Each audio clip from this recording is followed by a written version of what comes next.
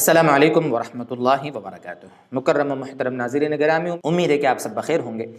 آج کے ایک نئے ویڈیو میں ہم آپ کے سامنے نماز اشراق اور چاشت کے بارے میں انشاءاللہ کچھ گفتگو کریں گے۔ بہت سارے لوگ بیچارے ہوتے ہیں جو اشراق کا، چاشت کا اہتمام کرتے ہیں، لیکن کبھی کبھی وقت آگے پیچھے ہو جانے کی وجہ سے بہت کنفیوز ہو جاتے ہیں۔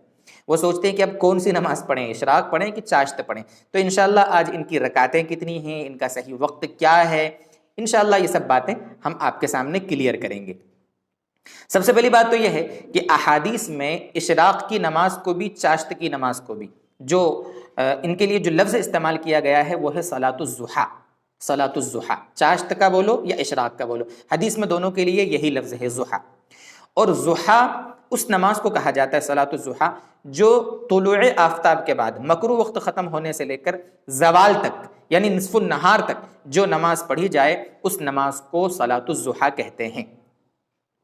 یعنی کہ اگر آپ چاشت کی نماز، اشراق کی نماز اس پورے وقت میں کبھی بھی پڑھ لیں گے تو ہمیں اشراق کا اور چاشت کا ثواب ملے گا۔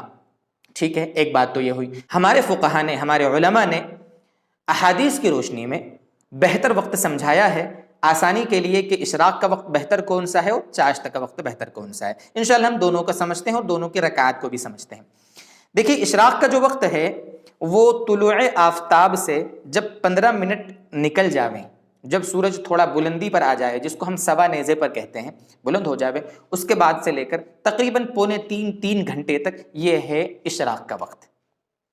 اس لیے بہتر تو یہ ہے کہ جب آپ فجر کی نماز پڑھنے گئے ہیں تو اپنی جگہ پر بیٹھے رہیں، وہیں پر قرآن کی تلاوت کریں، ذکر کریں، تسبیحات کی پابندی کریں، جو بھی پڑھنا ہے، دین کے کام ہیں وہ سب کریں۔ اس کے بعد پھر اپنی جگہ پر وہیں پر اشراق کی نماز 2 رکعت، 4 رکعت یا 6 رکعت، جتنی اللہ تعالیٰ توفیق دے پڑھ لیں، اور اس کے بعد اپنے کام پر جائیں، جہاں بھی جانا ہے، کھانا پینا، ناشتہ وغیرہ کریں۔ بہت اس کی برکتیں ہیں دوستو بزرگوں، بہت فائدے ہیں جس کو ہم بیان نہیں کر سکتے، اتنے فائدے ہیں اس کے۔ کتنی پڑھنا ہے رکعت؟ 2 پڑھ لیں، 4 پڑھ لیں، 6 پڑھ لیں، جتنی آپ کی مرضی۔ درمیانی ہے 2 پڑھ لیں، زیادہ ہے 6 پڑھ لیں، اور متوسط یہ ہے کہ کم سے کم 4 رکعت اشراق کی نماز پڑھیں، یہ بہتر ہے۔ یہ تو ہوا اشراق کا وقت اور اشراق کی رکعت۔